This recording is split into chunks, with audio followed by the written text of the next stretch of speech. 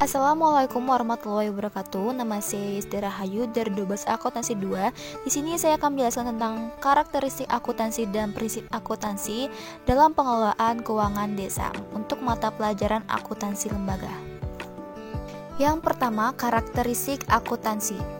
Karakteristik akuntansi terdiri dari 4. Yang pertama, identifikasi, pengukuran, dan komunikasi informasi keuangan. Yang kedua, sebagai sistem input data dan output laporan keuangan. Yang ketiga, informasi keuangan terkait suatu entitas. Dan yang terakhir, keempat, sebagai pengambilan keputusan. Jadi di sini sudah ada beberapa pemahaman karakteristik menurut saya pribadi. Yang pertama, identifikasi, pengukuran, dan komunikasi laporan keuangan.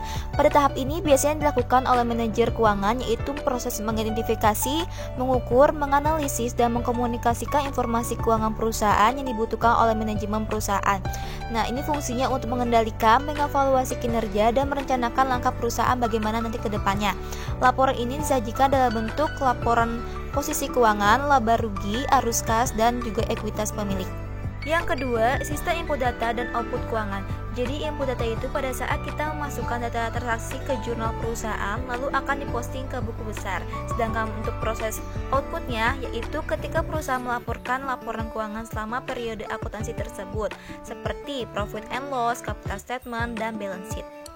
Ketiga, informasi keuangan terkait suatu entitas. Catatan informasi keuangan suatu entitas juga kita bisa gambarkan dengan mengenai kinerja perusahaan untuk mengambil keputusan bisnis pada periode akuntansi. Dan yang terakhir, pengambilan keputusan. Itu terdiri dari beberapa karakteristik. Yang pertama, relevan. Yang kedua, dapat diuji. Ketiga, dapat diverifikasi. Keempat, ketepatan waktu. Kelima, dapat dipahami. Dan yang terakhir, keenam, komparatif. Lalu yang kedua, prinsip akuntansi. Prinsip akuntansi terdiri dari 5. Pertama, prinsip harga perolehan. Kedua, prinsip realisasi anggaran. Ketiga, prinsip objektif. Keempat, prinsip pengungkapan penuh. Dan yang terakhir, prinsip konsistensi. Pertama, prinsip harga perolehan, yaitu harga perolehan dari harga aset sesuai kesepakatan dua belah pihak. Nah, jadi harga perolehan bisa juga kita artikan sebagai jumlah yang kita keluarkan, tapi sudah termasuk biaya-biaya keluar lainnya. Biaya keluar lain ini sangat memberi dampak secara langsung kepada kita untuk memiliki aset itu. Contohnya, misalnya kita mau membeli tanah 1000 meter dengan harga 100 juta. Dan untuk pengesahan hukumnya, pasti kita membutuhkan seorang notaris kan? Nah, biaya yang kita keluarkan untuk notaris tersebut sebesar 23 juta.